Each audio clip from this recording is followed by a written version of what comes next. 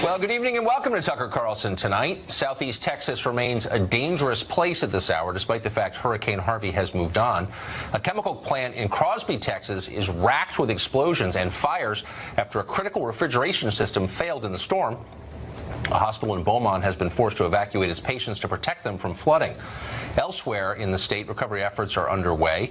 Vice President Mike Pence stopped by for a while to help out. America may have to brace for another storm, though. On the horizon is Hurricane Irma, gaining strength at this hour in the Atlantic, possibly headed for the United States.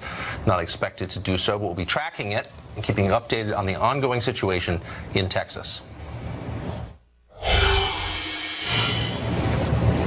Kamau Bell is, among other things, a host on CNN. He fronts a show on that channel called United Shades of America. It's run there for 2 seasons now.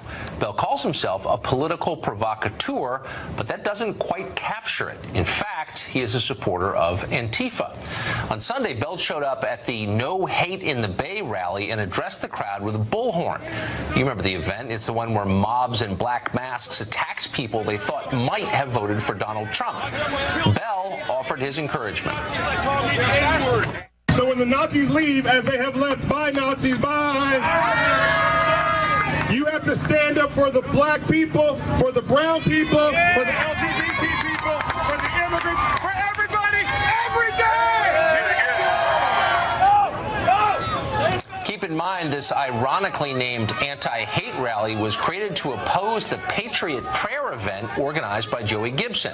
We've had Gibson on this show several times. Gibson is not a Nazi. He's not even close. He's politically moderate. Antifa attacked him anyway. They knocked him off his feet, pepper sprayed him, smashed him in the head with a pole. Last night we talked to a man called Keith Campbell. He's not a Nazi either. He just happened to be standing at the event with a camera. Antifa thugs knocked him to the ground and began pummeling him. They might have killed him if a conscientious liberal hadn't shielded Campbell with his body. Joey Gibson and Keith Campbell are normal people. They believe in American ideas like free speech and free association. That's why Antifa attacked them, because Antifa does not believe in those things, or for that matter, in liberal democracy or capitalism. They hate this country. They want to tear it down. They are totalitarian in their beliefs and in their aims. Even if they didn't use violence, Antifa would still be illegitimate and a threat to America. None of that seems to matter to Kamau Bell. He's happy to stand up on stage and call his opponents Nazis. That's not a label you use on people you want to debate. It's a label you use to incite rage. He had to know how this would end. He did it anyway. In the days since, Bell has not apologized. On Twitter, he issued a statement saying he wants a world safe for, quote, black people, brown people, LGBT people, immigrants, refugees, Muslims, Jewish people, pagans, Unitarian Universalists, Mormons, disabled people, poor people, mentally ill people, all people of color, Sikhs, Palestinians, homeless people, Houston's people, and all people affected by the hurricane, climate change scientists, public school teachers, freedom fighters, people caught up in the criminal justice system over some BS, minimum wage workers, open micers, and even white people, especially the white allies out in those Berkeley streets today, and the white half of my children. Well, that's a long list, but not everyone, as you'll notice, got equal treatment. Imagine if we spoke at a rally where right-wingers in masks tried to kill people they disagreed with, Hillary voters maybe. And then afterward, we issued a statement saying we were just working on behalf of whites, Christians, gun owners, taxpayers, maybe even some black people, especially those who voted Republican. How would that go over? This show would be canceled quickly, and it would deserve to be canceled.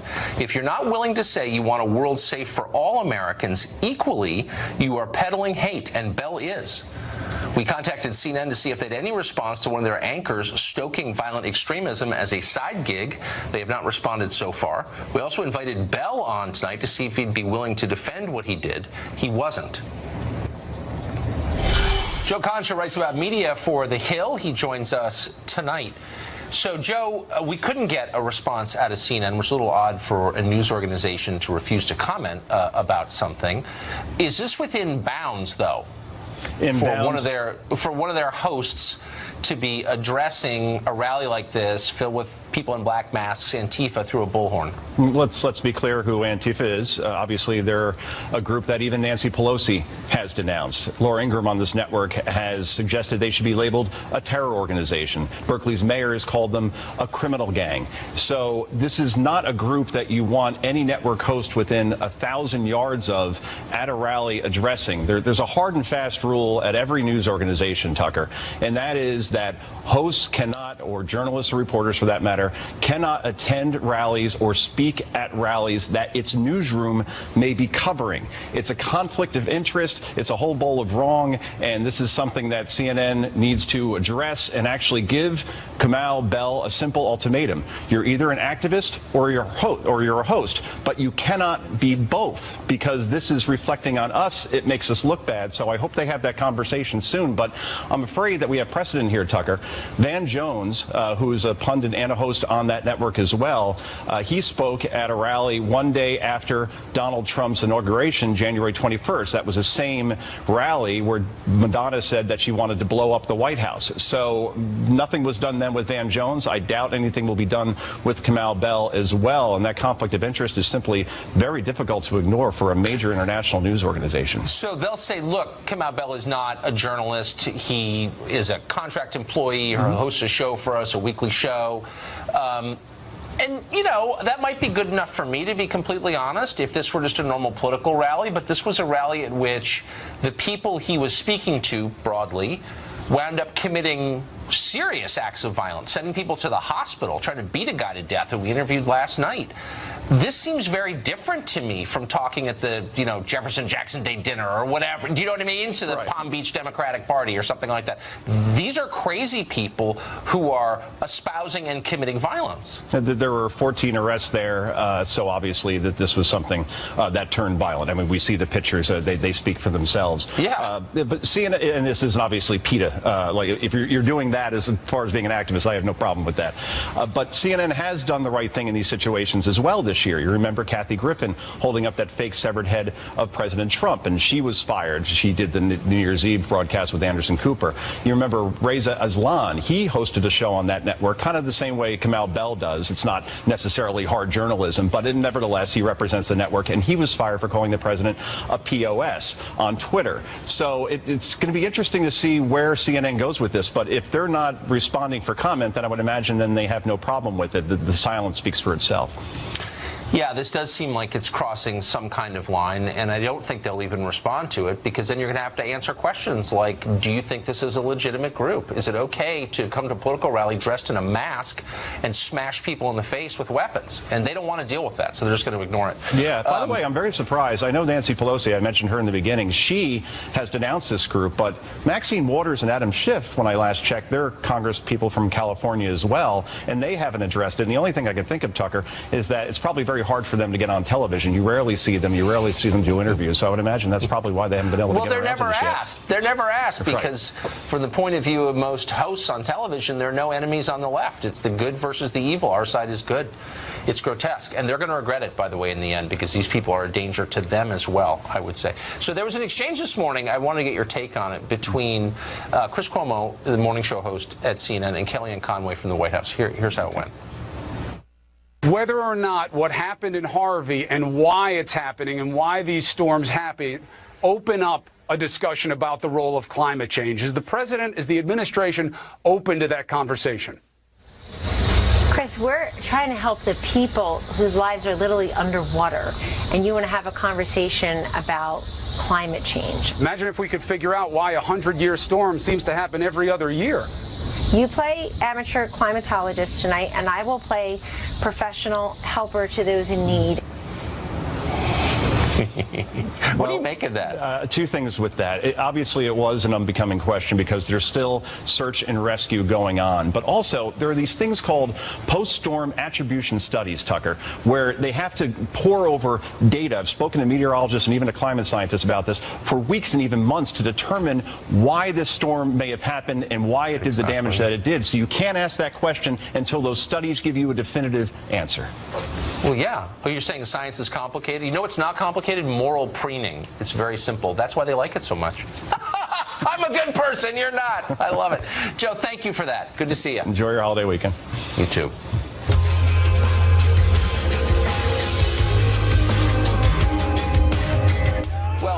CNN hosts aren't the only people taking the side of Antifa. Two professors, one at Stanford, the other at Purdue, working to create what they're calling a campus anti-fascism network. It's national. It says its goal is to, quote, drive racists off campus. Laura Beth Nielsen is a professor at Northwestern University. She supports the creation of this network, and she joins us tonight. Thanks a lot for coming on, Professor. I appreciate it. Thanks for having me. So I want to take this seriously because I think it's a serious matter. So first, just tell me what the point of this network is. Well, I should say, just to be perfectly clear, I'm not affiliated with the CAN network, the Campus Anti-Fascist Network. I'm a scholar of free speech and campus hate speech and those kinds of issues. So I looked at their materials, and I think their purpose is to try to, or what they say their purpose is, and I don't have any reason to disbelieve them, so is to help scholars of political theory, political science, and history to develop the kinds of courses about the history of fascism to help college students make sense of what they're seeing in the news today and to try to interpret what's going on politically. Okay, so I love the term scholar because it so rarely applies to people who work in colleges, I've noticed. I went through the syllabus to this, and I read a lot of the pieces on here. Here's some of the titles. U.S. Cops and Klan, hand in hand. Star-Spangled Fascism. We charge genocide. Right-wing populism and awakening fascism. Anti-Semitism in the White House under Donald Trump. So those are not scholarly articles. A lot of them are on just left-wing websites, political websites. But I decided to take it seriously, and as I said, I read one. And here's the piece on anti-Semitism. This is why this piece and this syllabus by the group you're supporting says Donald Trump is an anti-Semite, because he gave a speech saying this. Workers in the United States are making less than they made 20 years ago, yet they're working harder. We've seen the firsthand in the WikiLeaks documents. Hillary Clinton meets in secret with international banks to plot the destruction of American sovereignty in order to enrich these global powers, her special interest friends, and her donors. That piece says that that phrase is anti-Semitic. It holds that up as evidence that the President of the United States is an anti-Semite. That's insane. That's not scholarship. That's just lunacy. Tucker, I don't know the article that you're referring to. I should say that the syllabus that they've put up is open source. Anyone can go on there and add an article. One of the things I like to teach my students at Northwestern is how to evaluate if something is scholarly or not. So is it a peer-reviewed? No, it's a set of ideas of scholars who are trying to talk together about how to organize these classes. But there's no scholarship. That's the point. There's no scholarship in that. Is that a peer-reviewed publication? Truth out. Okay, so nothing on the syllabus is peer-reviewed. Are you sure? Yeah, I'm positive. At least the 6 ones on there that I got. There's nothing from the American Political Science Review or the Journal of American History? Not on the one that I had. So here's the invitation letter for the peer-reviewed. Yeah, okay. Well, you're defending without even looking at it. So it has this. It says, and I'm quoting now. I looked at it this afternoon. Oh, okay. Then maybe we're looking at something different. I think I was looking at the same thing. And I'm quoting now. This is from the invitation letter to this group. Since Trump's election, fascists, neo-fascists, and their allies have used blatantly Islamophobic, anti-Semitic, racist, and ableist messaging and iconography to recruit their ranks and intimidate students. They're allies? Who does that mean? It seems to me like they're tarring anybody who voted for Trump as a bigot. No, I think what they're trying to say is that what you just reported is read from the letter is an empirical question. As scholars, we want to know if that's true. We want to look to the research about hate crimes and about incidents of hate speech and try to understand if there's something going on in this moment. Right? Right, they are. And what I would say is that's an empirical question. The FBI keeps hate crime statistics. I would take my kids right to look at those. Those were linked on there. So were the Southern Poverty Law Center. What's the ableist messaging and iconography that Trump supporters are engaging in? Like, what does any of this mean? Like, it's so nonspecific that it just seems like pure political propaganda to me of the least impressive kind. Do you not see that? I mean, I don't see any scholarship in here at all, and I read the whole thing. Well, I would say there's definitely a place in political theory, political science, and history for understanding the roots of fascism so that we can understand if we are having a fascistic moment and what anti-fascism is. And one thing that I see quite a bit right now is a conflation of Antifa or anti-fascists and anarchists. Anarchists and anti-fascists are different political philosophies. Anarchists don't believe in order. They're out there doing street violence. And maybe they're being incited, and we could talk about the free speech issues with that. But being anti-fascist means that you don't support a totalitarian government that bases loyalty, crushes opposition on the basis of nationalistic racial identity. Yeah, that's what's so silly about all of this is that, look, whatever you think of the administration, they're not crushing opposition. In fact, opposition has grown in a way that we haven't seen in my lifetime in this country. So if it's a fascist government, this is the beginning of a fascist movement. They're doing a pretty bad job of it, aren't they? Well, I think there has been an increase in hate crimes and hate speech towards different groups that you mentioned since the election. It's pretty well documented by both the FBI and the Southern Poverty Law Center. Okay, I mean, whatever. of course, that's as not Americans, now is we the know, Southern Poverty Law. I mean, you know what? If you're going to, like, I'm a professor and I'm a scholar, and you cite the Southern Poverty Law Center, that's so self-discrediting that I don't know what to say to that. I mean, that's not scholarship. Well, you could replicate it. As a social scientist, you could replicate their research. They put it out there. There's research. the method. It's political propaganda. I read it every single day. It's like one guy's opinion, working out his political beliefs. There's no scholarship in that. Go to the website. Well, if you think that's scholarship, then I don't want to send my kids to your school. I guess that's what I mean to say. No offense. I'm sorry. It's But I just do not. think that I think it's really important to emphasize that most Americans are anti-fascist. We have a history of fighting fascism. The American military was involved in World War II. That was violent anti-fascism, defeating Hitler. And so, insofar as there's a discussion about if that's where we're moving politically, students need to understand the history of it. Don't you want them they to can learn the understand history what of it World War means? II, but this just seems totally hysterical to me. But, okay, we're going to have to leave it there. We're out of time. Professor, thanks for coming on.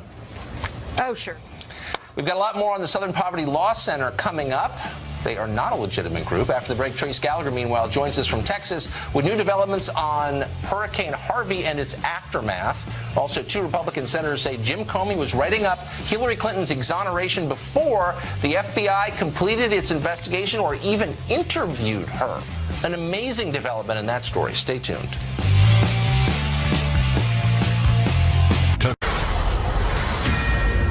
This is a Fox News alert. A chemical plant explosion contaminated water and more evacuations in Texas tonight. Thousands still fleeing the devastating effects of Hurricane Harvey. For all the developments today, Fox's Trace Gallagher joins us live from Houston. Whoa, a lot going on, Trace. Yeah, and we should note, Tucker, Vice President Mike Pence was in Corpus Christi this evening. That's where Hurricane Harvey made landfall 6 days ago. The vice president is doubling down on the president's pledge that the government is in this for the long haul. 100 miles east of us in Beaumont, Texas, the water levels are still rising, but there is no clean drinking water because the 2 main pump stations got overrun today. Here in Houston, the water levels are going down in some places, but as you can see behind me, they are rising in others, and people are still being told to pack up and get out. Watch.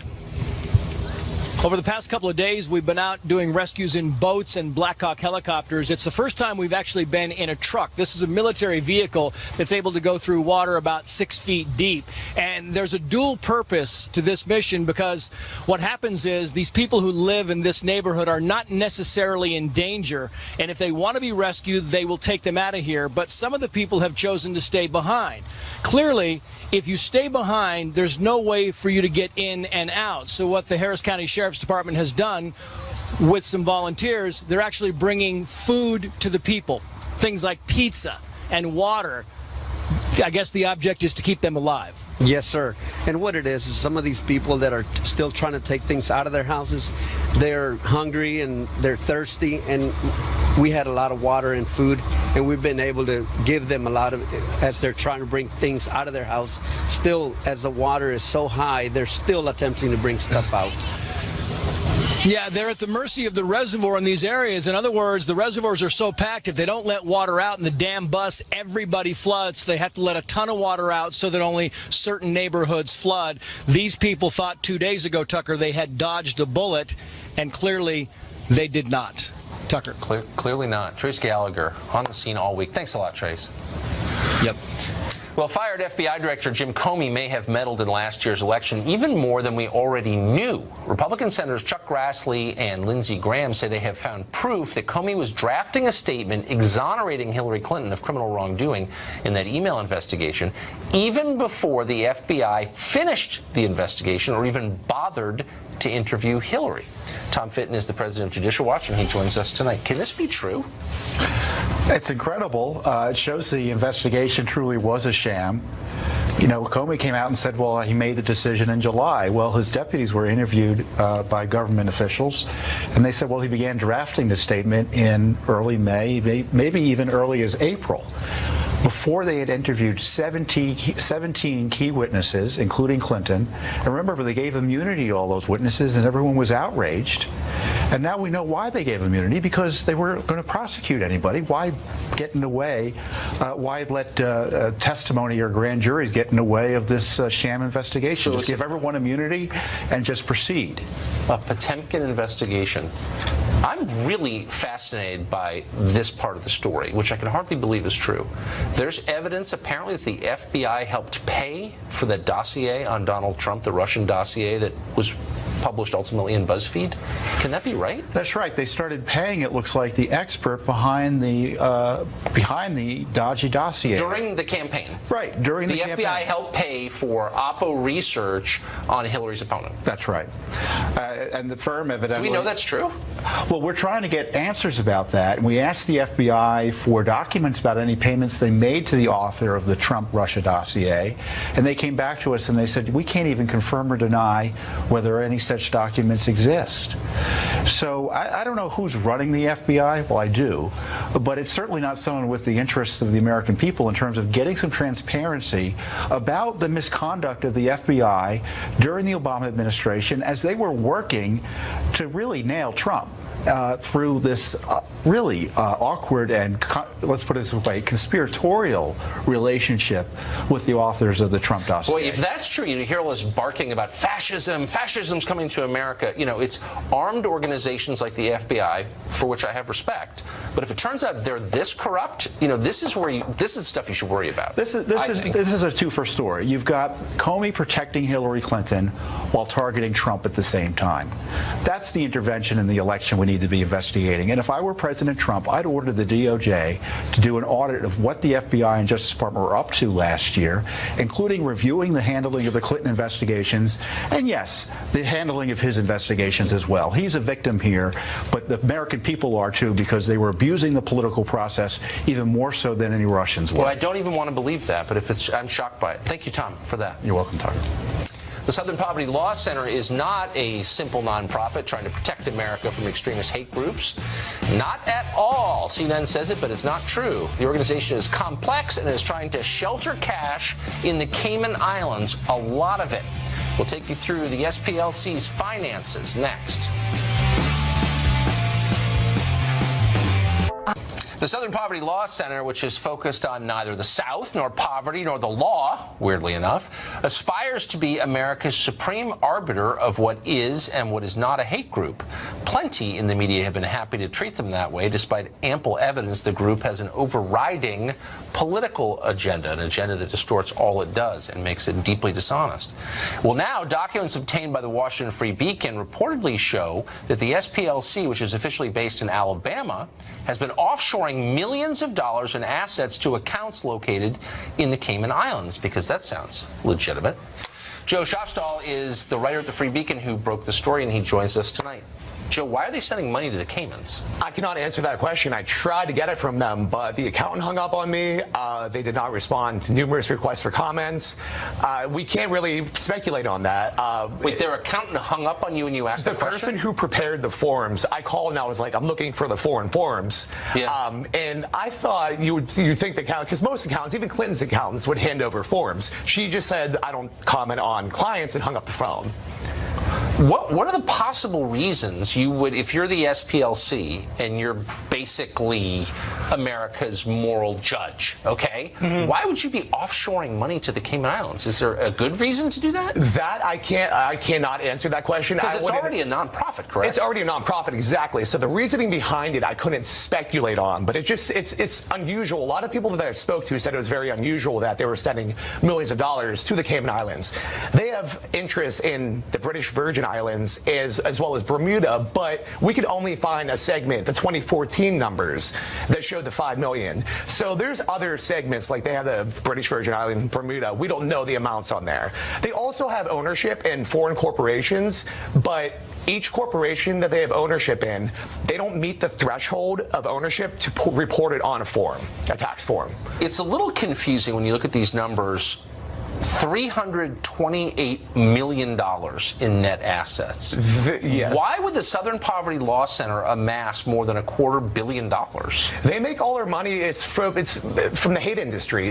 What they do is, in the 1970s, they served a legitimate purpose. They won a lot of landmark civil lawsuits for civil rights. And flash forward to today, you have them. They swing far left. They're known for the hate map, as you know, which contains conservative groups, mainstream conservative groups, along with actual racists like the KKK.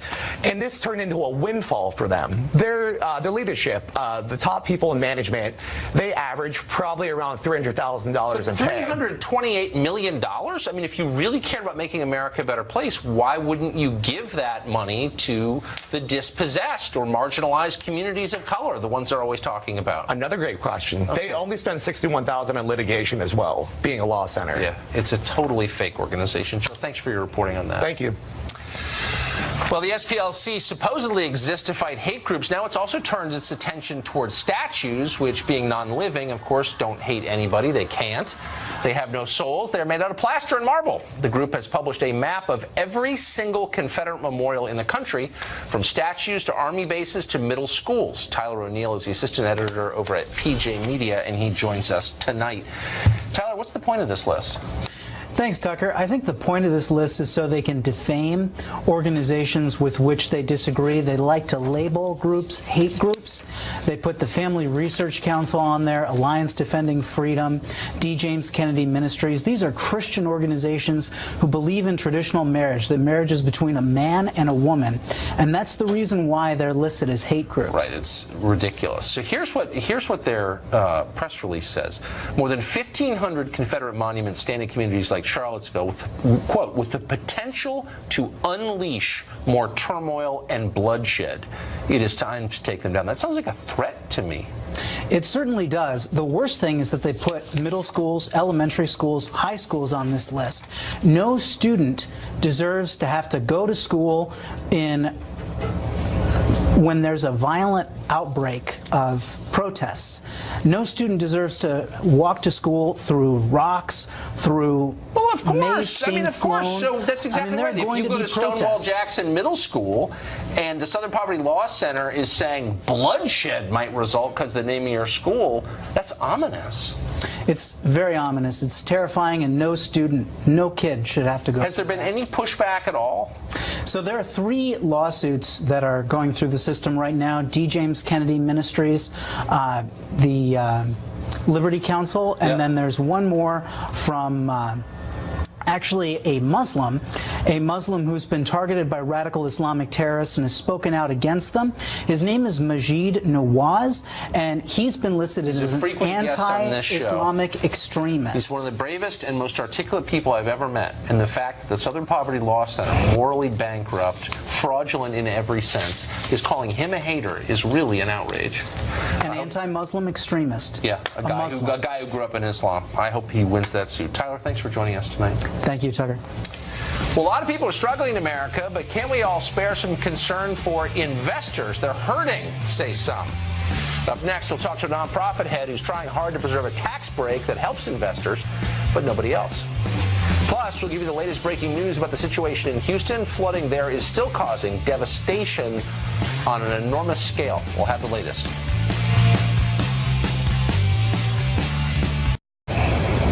It's no secret by now that America's middle class is in trouble. If you're wondering why our politics are so confusing and intense, that's why. In the past decade, their earnings have stagnated, their savings have dwindled, their debts have grown dramatically. The investor class, though, has done really well, better than any group of people has ever done in world history. Nothing wrong with that. But they've collected almost all the income gains since the end of the 2008 financial crisis. They're not a bad group of people, but they're not necessarily in desperate need of help. Seton Motley is the president of Less Government. He just wrote an op-ed for Town Hall arguing for the preservation of the carried interest tax loophole, which overwhelmingly benefits investors and is being considered for elimination as Congress works on a tax reform bill. Seton Motley joins us tonight. So, look, I don't think anyone's going to argue that getting rid of the carried interest loophole is going to balance the budget or anything. Yeah, it's like $11 billion, which is exactly DC right. money is nil. But can you see why it's infuriating for wage earners? I earn a high wage, really high wage, but I'm still a wage earner. I don't have any investments or anything, even for me.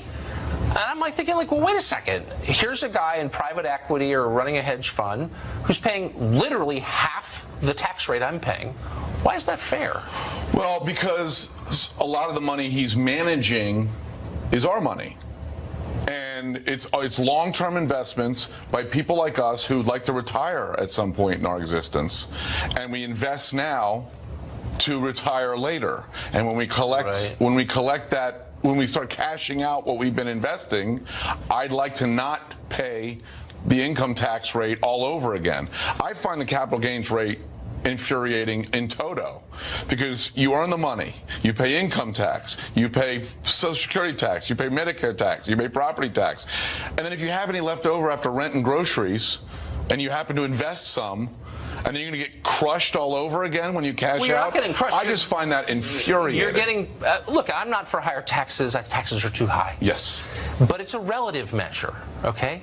So someone who's in private equity or running a hedge fund is paying on the money he makes, not money he invests. These are, in some cases, these are performance fees, okay? Right. He's paying half the tax rate because he's in a job that has very effective representation here in Washington. We know what's Lobbyists did this. We know what's going to happen. There is no one in government half as intelligent as the people on Wall Street. So whatever blunt force instrument government tax rate you want to apply to them, they're going to find a way around it, just as they've done. No, that's right. Just as they've done with these fees and all of that. Right. Then why not? Then they'll follow the soul. How about a flat tax? I mean, here's what I don't understand. No, I know. I'm all. Why do we tax capital at half the rate of labor? Because we want to incentivize people to invest in our economy. Okay, but what about working? Because our tax rate reflects what we think is virtuous and what we think is sinful. That's why we tax cigarettes and we subsidize solar panels. You know the freak show that is, and I'm forgetting his name. I know a lot of freak shows. He's on RT. But anyway, I was on RT arguing with this guy, and he was arguing for equal rates between capital gains and income tax. And I said, fine, lower the income tax rate. That's fine. To the capital gains but rate. I'm for that. Look, just to be totally clear to our viewers, I'm not arguing for higher taxes. Right. What I'm arguing for is fairness. If my neighbor inherits a bunch of money and stays home all day smoking weed, tending to his portfolio, and I get up in the morning and go to work, he pays half the rate I do. I don't is mind. he contributing twice as much to America? Is he twice as good a person as I am? What is this anyway? You're arguing from a leftist perspective here. No, I'm not. I'm arguing saying, from a fairness perspective. Well, why is it fair that I'm being taxed? Because working, life isn't fair. Life is impartial. No. Working is virtuous. Working is dignified. I couldn't agree more. It is good for people to work. I don't want the government. We shouldn't punish it. Well, I'm not. Then let's lower the income tax rate. I'm totally for that. But I don't want to fall into the leftist trap argument, which is beat the hell out of the rich because they inherited money. No, but you're missing it. I'm not saying beat the hell out of anybody. I'm saying stop discriminating against people who get the hell out of bed in the morning and work. That is a dignified thing to do. No. We have a huge class of idle rich people. We do. I know them. I'm not imagining this. No, okay? what I'm saying was you and I can walk hand in hand out of this segment saying lower the living daylight out of the income tax. I'm totally agreeing with that. What I don't want to do is fall into the leftist trap of viewing capital investment as something that's bad. I'm for capital investment, right. But will people stop telling me that it's twice as virtuous as working? That's what really infuriates me. You're imposing virtuousness onto what the tax rate is. Because our tax code actually reflects our values. Again, why do cigarettes cost $20 a deck in New York? Because we think smoking is immoral. That's why we tax the hell out of it. And conversely, if we want people to invest and save, which is what we all say we want them to do, why do we want to increase the capital gain on all the I'm savings? saying is working is every bit as good. I would argue maybe even a little better than investing. It's good for your soul. It's good for the country. It's good for our middle class. I think somebody who's day trading and investing a lot of money all the time and creating wealth for people to then go in and say, I have a small business idea, I need a loan. I think those people shouldn't be viewed as inherently bad just because they're not working in the traditional sense. Let's appreciate working. Listen, I live in blue collar heaven where I live, so no, don't get me wrong. I got plumbers and electricians all around me. I'm a huge fan. Yeah. Seton Motley, great to see you. Thank you, sir. Thank you. Well, Black Lives Matter activist says the best way for white people to fix racism is to give all their stuff away to black people. We'll talk to a BLM supporter about that demand and the rest on the list of demands from Black Lives Matter. Stay tuned.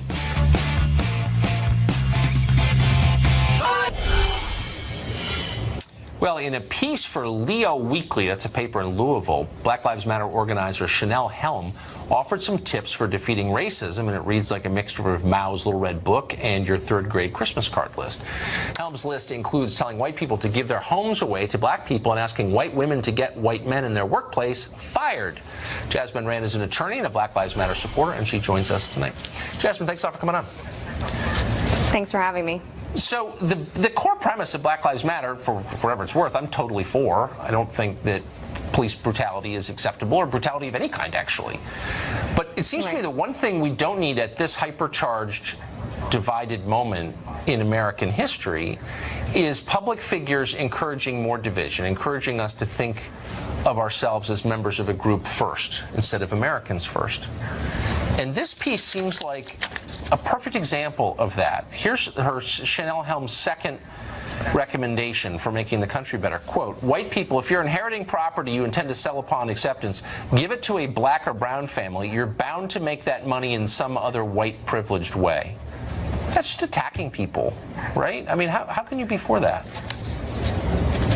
Well, first, I don't want my words taken out of context. So I don't agree with every bullet point of the list that she's drafted. However, I do understand the underlying messages and principles. And I think that the underlying messages and principles are something important for our nation to understand. Carlson, you and I both grew up with white privilege, which means we didn't have to think about race first while growing up. That's not true for many African Americans and for many Latino people. And I think that we need to acknowledge that important and distinct difference. And I think that's let me stop right there. You actually, I mean, what you're doing is making a generalization based on race, which is the textbook definition of racism. You're assuming that a person's race is the most important thing about him. There are plenty of white people in this country who grew up with no privilege at all, and there are a lot of black people, including some of my neighborhood. And, you know, you know what I mean? Like, a person's race is not always the most important thing about that person, but you seem to think it is. I completely agree, and once again, we're here and you're putting words in my mouth. That's not what I've said at all. In fact, what I wanted to say before I was cut off is that I think that the issue in our nation is more an intersection of race, of poverty, of national origin. There are multiple factors that are coexisting simultaneously that as a nation we can no longer pick apart and say, you know, make generalizations based on black and white, because poverty is such a big issue in our nation. And you're right, I'm a first-generation college student, so I can completely, you know, appreciate what it's like to grow up, you know, slightly above a poverty line and how hard you have to work to put yourself through school. But what she's saying is she's making an extremely important point that is undeniable, that still in our nation today, African Americans remain some of the most unprivileged groups. Native Americans are among the most unprivileged groups who do not have access to the education, to health care, to college, university, equal opportunities in the way that many white Americans do. And what she's calling upon white Americans to do is to call out racist. Slow down. Okay, hold on. She's first of all, she's addressing this to white people, okay, which by its nature is divisive, and I would argue racist, as if all white people have something in common that's meaningful. They don't at all. I mean, a recent arrival from New Zealand has nothing in common with my kids. You know what I mean? It's like the premise itself is false. And she's basically saying, give your house or your possessions to someone of a certain color. Again, she's assuming that the person's color is the most important thing. Why would you want to be in the same world as someone like this? Why would you defend this? I don't understand. Well, you're saying that I'm defending her bullet points, and I'm not at all. I think talking about her letter is not productive for our nation. What we need to talk about is the underlying principles of her letter and what it says. And what she's saying is that power never concedes itself, that white people do have a responsibility. When you see racism in the workplace, it is our job to call it out, as it is a black person's job to call it out. Okay, then why not just, which I agree with, but then why not just say people? Why are you and why is she using people's race as a category? Why not just say Americans? If you see someone say something ugly, you've got a responsibility to try to make it better. Why are you referring to people by their race? I don't understand.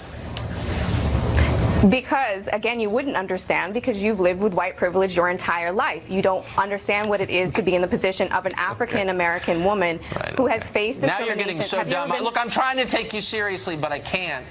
What you're telling me is that our education system is really bad, actually. Unfortunately, I guess I knew that. Jasmine, thanks for joining us.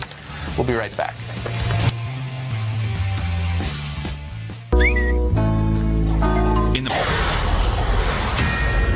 This is a Fox News alert. Southeast Texas remains a perilous place at this hour, even with Hurricane Harvey finally gone. A chemical plant in Crosby, Texas is being racked right now by explosions and fires after Harvey. That's it for us. The 5 starts now. We'll see you tomorrow.